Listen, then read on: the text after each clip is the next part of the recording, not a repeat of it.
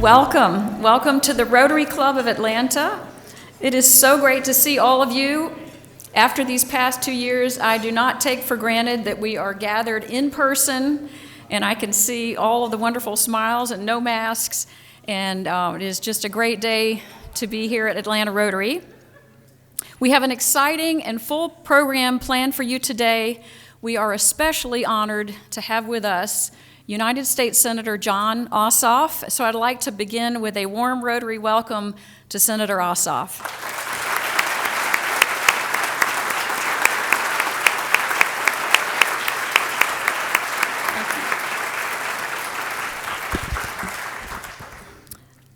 So today is also my last day as your club president, so it gives me a very... Thank you. Thank you. Y'all are going to make me cry. But it gives me special pleasure to welcome my good friend from 40 years, Westminster High School days, Michael Russell, who is also, by the way, one of the kindest people I know. I've told him that for 40 years. Michael's going to lead us in our invocation and our Pledge of Allegiance, and he's going to help us all sing the national anthem with Betsy Higgins. Thank you. All right, thank you, Catherine. If we could bow our heads. Dear Heavenly Father, we thank you for bringing us here safely today. We also thank you for the leadership of our president, Catherine Kelly, over the last year. As we gather on this first full week of summer and temperatures are rising, let us keep our cool and use our wisdom to navigate the challenging and difficult world we live in. Let us not forget our four-way pledge that we have as Rotarians as we go about our daily lives. Is it the truth? Is it fair to all concerned? Or will it build goodwill and better friendships? And will it be beneficial to all concerned? One of our main tenets and responsibilities as Rotarians is to work to make Metro Atlanta and all of the places we have influence a better place for all its citizens. Let us continue to stay focused on being fair and equitable in all of our dealings. Heavenly Father, we thank you for the hands that prepared this meal, and we thank you for the nourishment it brings to our bodies and minds. Amen. And if you can join me in the Pledge of Allegiance. I pledge allegiance to the flag of the United States of America and to the republic for which it stands, one nation, under all, indivisible, with liberty and justice for all. And I'm also going to start us in the Star Spangled Banner, so please help me out. Oh, okay, I'm a little early.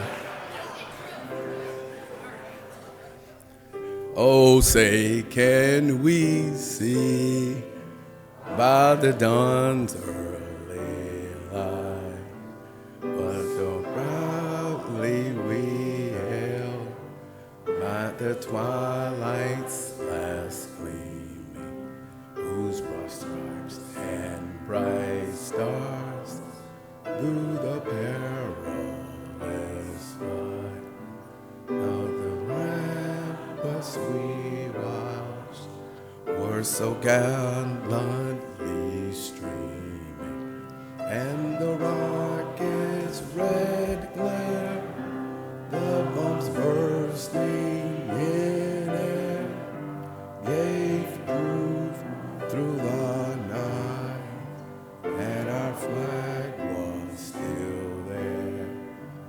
Oh, save the sad and star-spangled banner yet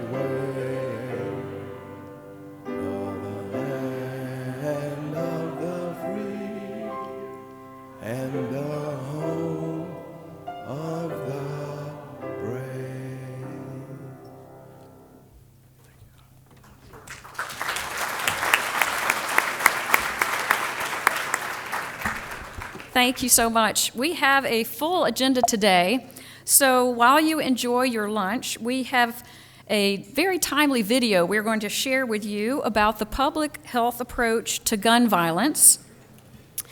As we celebrate the signing of the first bipartisan bill on gun safety in nearly 3 decades, we're also fortunate to have Dr. Mark Rosenberg, the star of the video, here with us today. Dr. Rosenberg served for 20 years with the CDC and is one of the nation's go-to experts on gun violence. Mark will be joining us again after the video just to share a few closing remarks. So enjoy your lunch and enjoy the video. Thank you. I'm now pleased to introduce the hero of the video you just saw, and please meet Dr. Mark Rosenberg. Thanks, Kathy.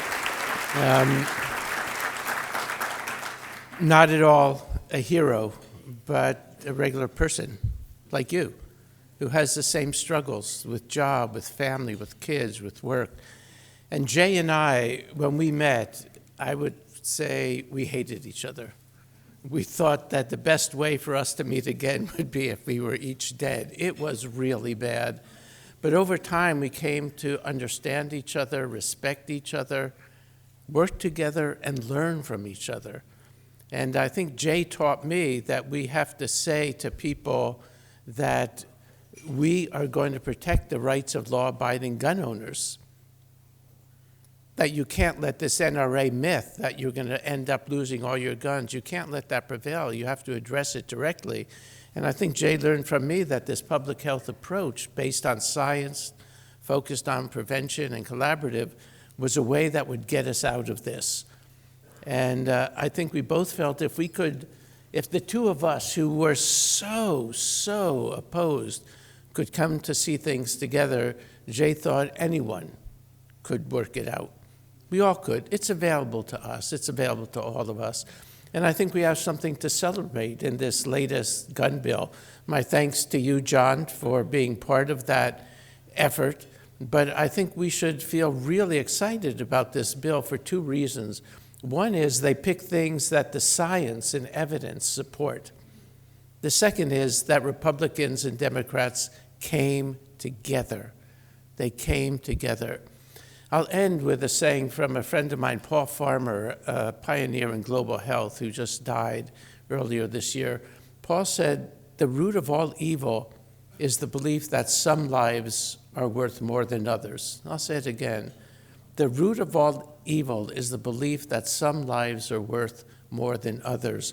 And in this hyper-polarized society, the first thing we think when we find someone who disagrees with us is that person is wrong. They don't understand.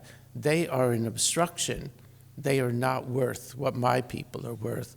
If we can get over that, if we can start to talk, to understand each other, approach each other, and put aside that bias that this person's impossible, we will make progress. On guns, we are making progress. This is something to celebrate. And John, my hat's off to you and your colleagues. I think that this coming together to work this out together is an incredible step forward, really, really important, and it bodes well. It bodes well for all of us. So thanks for letting me be here. Thanks, Kathy.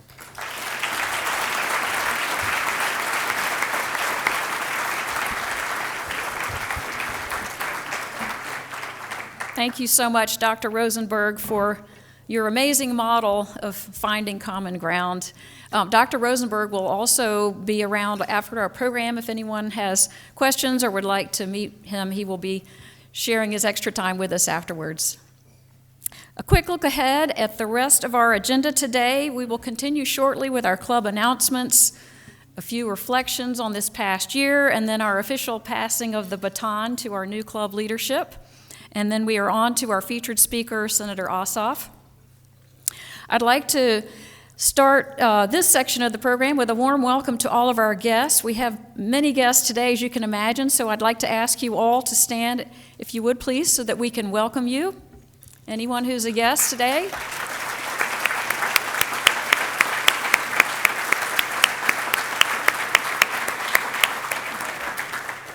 I'd also like to, as a moment of personal privilege, say a special welcome to my parents, Blaine and Sylvia Kelly, my husband, my husband Chad and son Andy, and our close friend of 45 years, Charles Ham, who's also our guest today. Welcome. On May 2nd, you may remember we had such a wonderful program with Mayor Andre Dickens.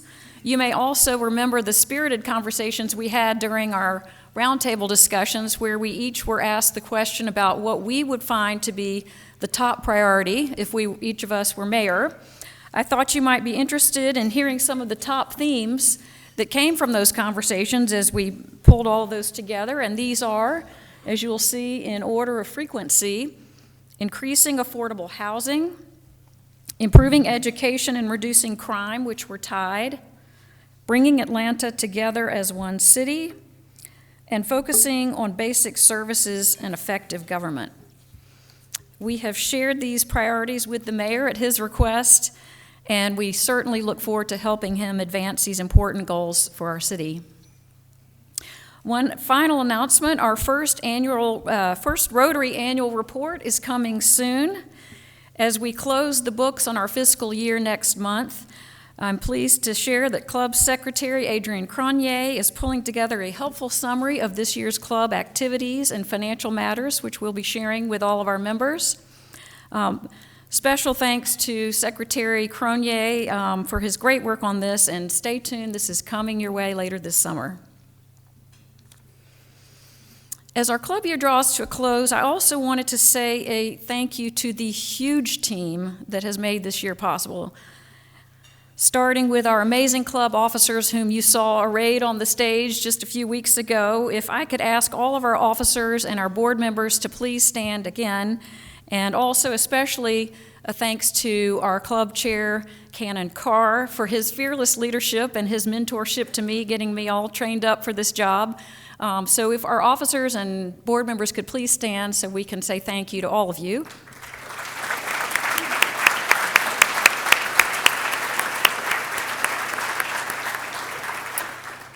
Also, a very special thank you to Gina Simpson and her wonderful team. You'll see all of her colleagues back there at the back of the room. Gina, Abigail Walker, Lindsay Wallace, and Nan Hunter, who couldn't be with us here today, and to Nadia and Michelle and Robert, who heads our catering staff. These are the hands who have fed us that we give thanks to in our invocation every week, and we are so grateful for all of them.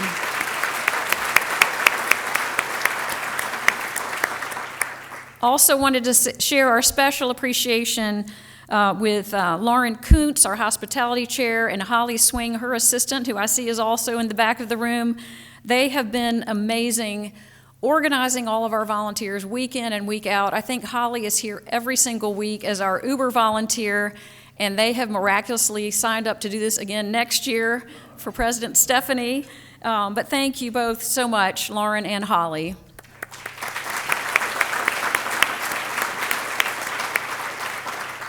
And most of all, I want to thank my father, who is the reason I am a Rotarian, and both of my parents, Blaine and Sylvia Kelly, for exemplifying what a life of service above self looks like, and especially to my husband and our 3 kids. Andy's here, and the other 2 are here in spirit. I know they are traveling today, but my family is my rock. I know they are looking forward to having me back on Sundays to hang out with them a little bit more, but I could not do this without my family.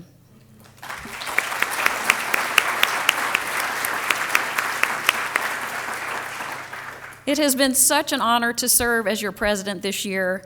I have learned so much about the cherished traditions and the deep history and this incredible civic passion of each of you as members. I've also appreciated your openness to try a few new things. Our Billy Levine Rotary on the Road programs, our small group dinners, our spring cocktail in the garden. I really appreciate your sense of adventure into some new areas. I have to say that one of my very most favorite moments this year was at our spring cocktail when I looked around the room and saw the incredible diversity of our club across all sorts of dimensions. And I see it again here today as I look around the room. I can see today, and I saw that day firsthand, how we are truly becoming more reflective of the city that we are a part of. When we began our year together, you may remember I spoke about this historic moment that we're in, this moment when our city needs us. It's a moment when, on the one hand, Atlanta leads the state, ranked for 8 years in a row as the #1 place in the United States to do business, while Atlanta also has become the #1 city in the United States for income inequality, with a 25-year gap in life expectancy between the two parts of our city. I know you've heard me say this many times. Our club leaders have worked hard this year to determine where Rotary can best play a role in this moment of need for our city. We've met with business, philanthropic, foundation, all sorts of leaders to identify what they determine to be the top strategic needs for our city. And we keep hearing the same thing. We keep hearing that the best way to address all of the challenges, all the things you saw on that slide a few minutes ago, is to focus on early childhood education and literacy. In the weeks ahead, we'll be sharing more about those findings with all of you. We're looking forward to gathering your thoughts and your input as we shape our plans much more specifically. And as I pass the baton to Stephanie Blank, who no doubt will take us to a whole new level, I know we will leverage our many great strengths to do good. We are the 5th largest Rotary Club in the world, the entire world, the 2nd largest Rotary Club in the United States. We have a 100-year history of making bold things happen. And I know that each of you and your organizations have that same civic pride. You're all wired the same way, or you wouldn't be Rotarians. So the opportunity has come to put our mission of service into action for our city once again, and I know we will do that. I have so enjoyed serving as your club president this year, and I really look forward to our continued collaboration in that mission of service. Thank you so much.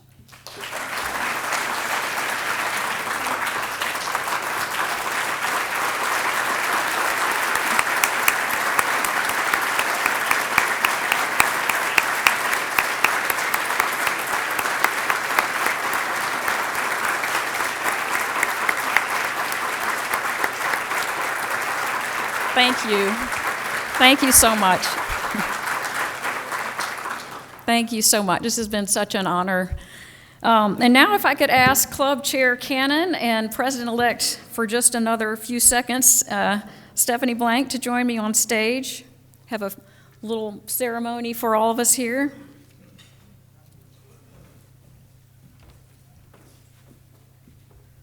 I guess I'll start first with Stephanie. Stephanie, I have so enjoyed working with you already. I know you have been in heavy warm-up mode this year. And so I am pleased to present to you our official president's pin to welcome you and pass the baton to you as our new president. I know you are going to take us to a whole new level, and I'm so excited about our continued work together. Congratulations. Thank you.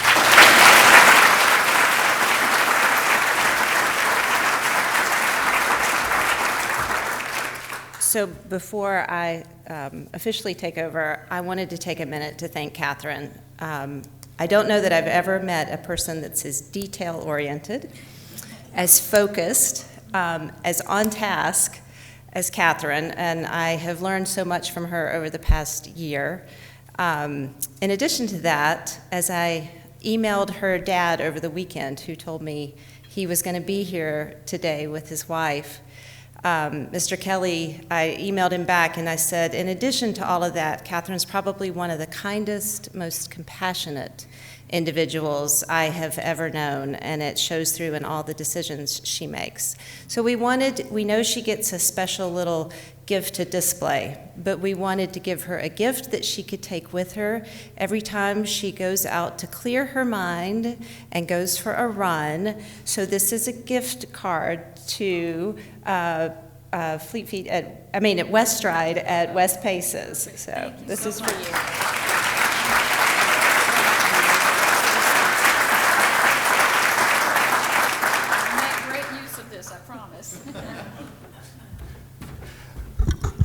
Well, this is a special moment, and let's just take one more minute to celebrate you. And congratulations, Stephanie, by the way. We're going to be in great hands under your leadership. And this is, it is momentous in that we have one woman president passing the baton to another woman president. And I think that is an important moment in this club's history.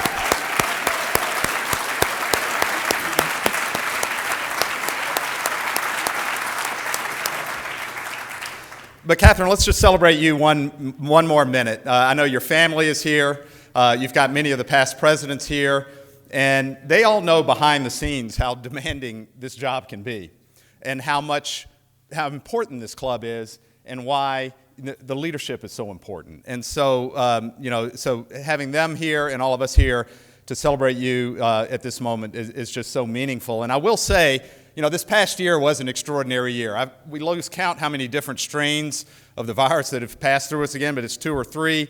Our club had fits and starts. Sometimes we were virtual, sometimes we were in person. It's hard to keep momentum and energy and relevance going during that period, but you did it. Catherine was able to do that, and not only just keeping the highest standards on basis things like programs and membership, but also on those interesting ideas that were new for our club, that creative energy, Rotary on the Road, the dinners that we had, and the strategic initiative that you two have really brought to our club in a bold, multi-year way that you're going to be able to hear more about. Those are transformative and really meaningful. So the closing comment I'll just say is, we know how smart Catherine is. We know how poised she is. We know how organized she is. But what impressed me most during the year was she never quit. And during those moments, not literally quit, but she never stopped. She never quit either, but never stopped. I call it a patient tenacity. Whenever the club hit one of those speed bumps or major hurdles or walls, she thoughtfully steps back and figures out how to bust through it. And it's just so well done. So it's been an honor to be along the journey with you. We have 2 quick things for you. One, I want to make sure, good, they're anchored so they don't fall. This just commemorates the gavel for presidents of the club. So this says Catherine Kelly, Rotary Club of Atlanta President, 2021 to 2022, just so you don't forget the years you were doing that. And then, of course, the past president's pin as well, which I know you will wear with honor. So, thank you so much. Thank you very much.